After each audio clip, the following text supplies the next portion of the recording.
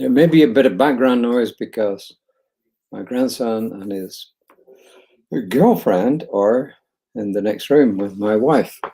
So forgive me if there's background noise. Today's reading of itself is a lot more all-encompassing than sometimes they are. So I'm going to read it through and then we'll go back and make some comments. How's that? First quote is from Cindy Crawford. If you don't know who she is, look her up. She says, "Even I don't wake up looking like Cindy Crawford," with a title of Perfect Practice, Not Perfect Composure. That is kind of fitting. Out of any chaos, we can produce harmony. That's Ernest Holmes, Science of Mind, page 187.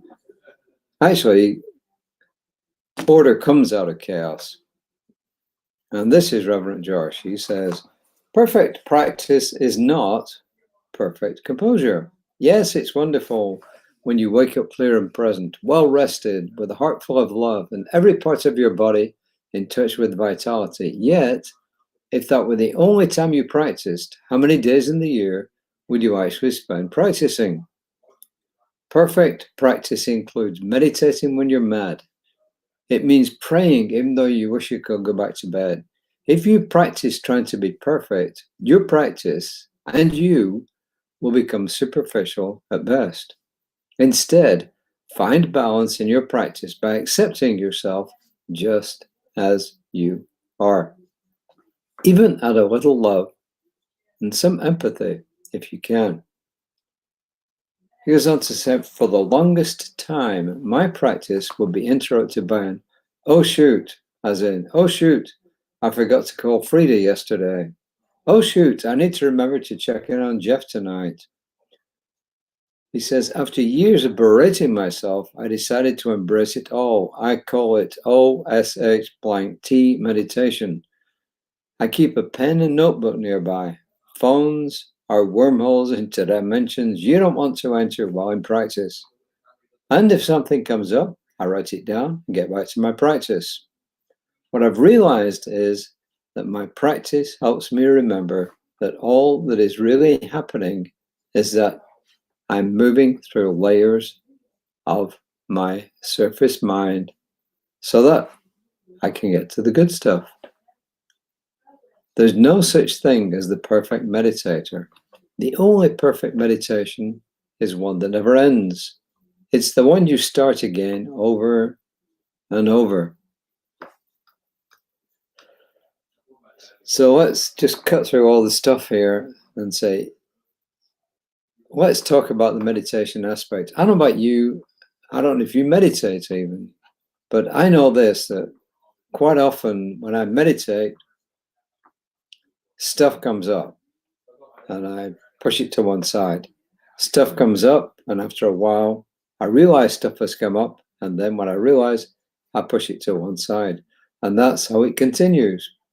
Sometimes it just flows, but most of the time, stuff comes up. Reverend Josh says he keeps something like this, I guess, at one side, and then what does he do? Well, hang on, let me just move this up. He writes down when things come up, and it is a good idea. Is it always terrible to use a phone? I see what he's saying. There's, if you pick the phone up, you're likely to go down a wormhole, but not necessarily. I think if you have your phone or a tablet or something, and you've got it open to the notes page, and you're fairly disciplined, you can just jot it down on there. But what I tend to do is I tend to just put it at one side, and I physically imagine myself in my mind putting it down. So, oh, I have to go to the bank today, put it to one side, carry on meditating. Oh, I've got to get gas for the car today, put it on one side. Oh, I made my peace with such about it, put it on one side. Oh, I need to make sure the cats have got plenty to eat, put it at one side. And I'm pretty good about picking it up afterwards. So I think because we're all so different, we all do different things. But what he's saying is that you can be practicing meditation for 100 years. And at the end of 100 years, you'll be a lot better at it than when you started. but the odds are it won't be perfect. In other words, stuff is going to come up. And I remember once someone was in a conference, and next to him was a Zen master, a Buddhist who just spent his life basically focused on meditation.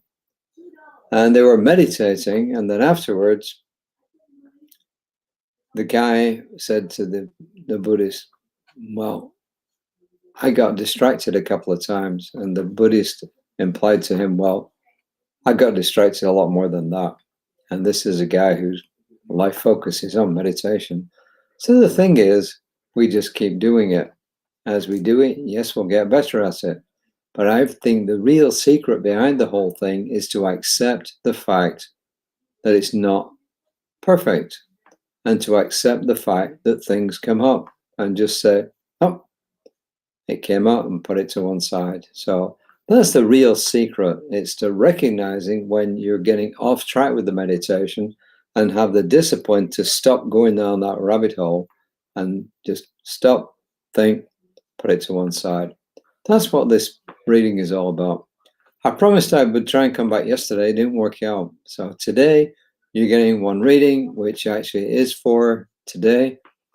And then tomorrow, maybe later tonight. I don't know how long my grandson's going to stay.